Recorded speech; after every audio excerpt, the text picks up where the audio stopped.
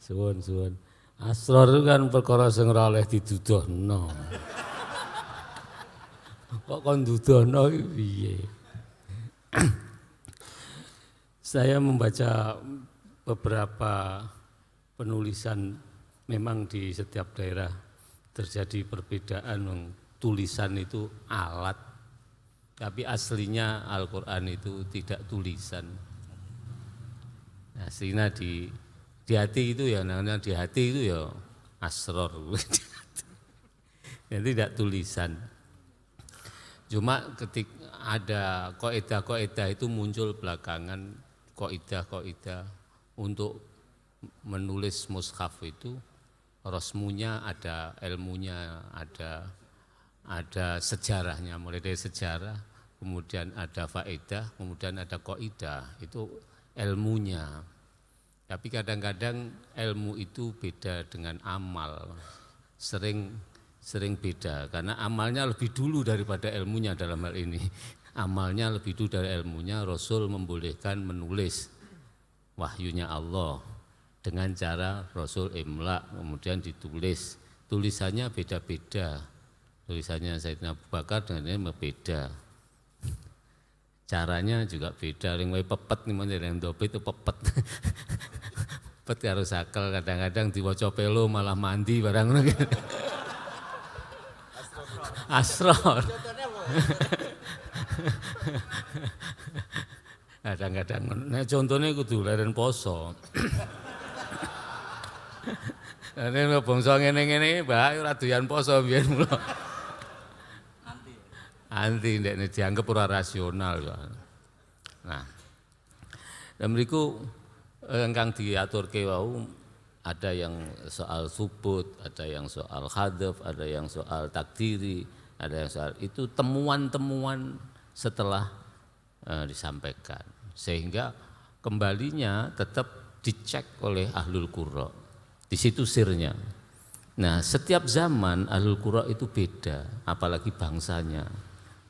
Di Kudus ini semua tulisan-tulisan itu dicek oleh ahlul qura'nya di sini ini. Soal di sini kemudian melebar sampai ke Rembang itu karena muridnya sini.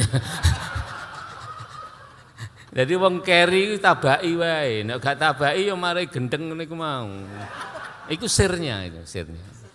Sehingga setiap mushaf itu dikembalikan ke fikihnya. Makutiba lidirosah, kembalinya tetap dirosah, Pak. Kalau tidak lidirosah tidak dianggap mushaf. Hukumnya juga beda. Nah, niki sing penting tandane kiamat iku ora ana mushaf iku ora. Ning ora anane wong hafal Quran iku. Itu tandane kiamat. Jadi belum tentu peneliti itu membaca, mendengarkan, meriwayatkan. Saya sudah gremeng sama kiai-kiai ini. Saya gremeng. Kok di kitab-kitab itu kok belum ada yang menelusuri bentuknya huruf pertama kali diriwayatkan sebagai mushaf. Itu kok belum ada yang bengkongi sepiro. Nah, ini mungkin jadi penelitian baru, Pak. Untuk jadi profesornya ke situ. Karena kita ngerti kan yang membedakan hadis qudsi sama Al-Quran itu tepatnya di riwayah.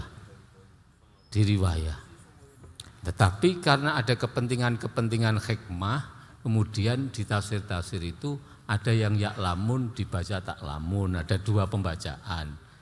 Ada hikmah-hikmah yang di luar jangkauan pemikiran kita, tetapi kita merasakan.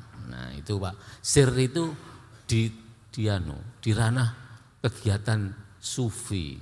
Jadi pengalaman pembacaan, pengalaman ibadah, pengalaman riwayat. Karena sifatnya pengalaman yang tidak sregep mutolaah, yang tidak ngerti. Karena sifatnya pengalaman, maka tidak bisa menjadi madhab. Karena sifatnya pengalaman. Nah, dalam dunia sir dan sufi ya, orang sufi kalau membaca Al-Quran dengan orang yang suka selfie ya beda. Nah, niki pancen membutuhkan perkembangan sing kudu menyatukan beberapa potensi.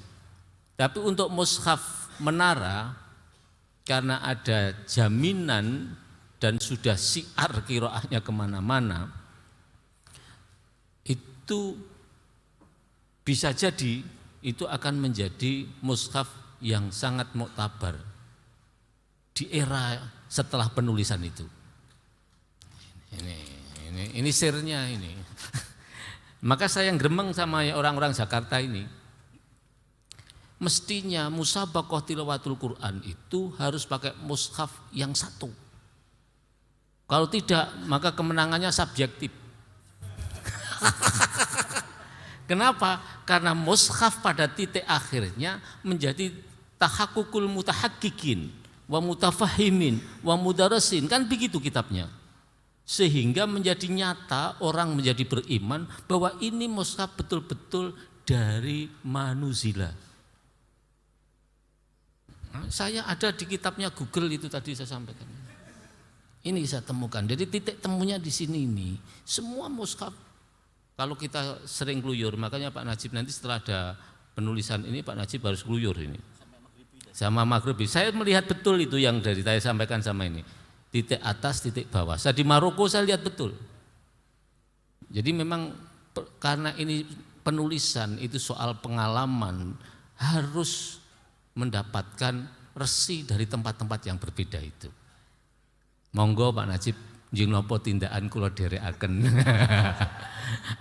Lanjut mushaf sing nek ngene winginane kan dereng Eropa. Mushaf yang di Eropa bagaimana? Baru kelihatan tulis halal saja itu, makanan-makanan. Itu perlu pertemuan. Itu Mbok Anu sekarang kan pumpung ada Rois Suriah. Ya, Suriah ini harus ngeluyur, jangan di Sedan atau di Naroan terus, nanti analisa terus, datang sebenarnya. Kalau kemarin sudah ke Korea, jadi pengalamannya Korea disampaikan. Nanti ini kita jadi kaya raya ini sirnya. Jadi kalau kita tidak berpengalaman, maka tidak akan mendapatkan rahasia-rahasia. Makatan. Wassalamualaikum warahmatullahi wabarakatuh. Waalaikumsalam warahmatullahi wabarakatuh.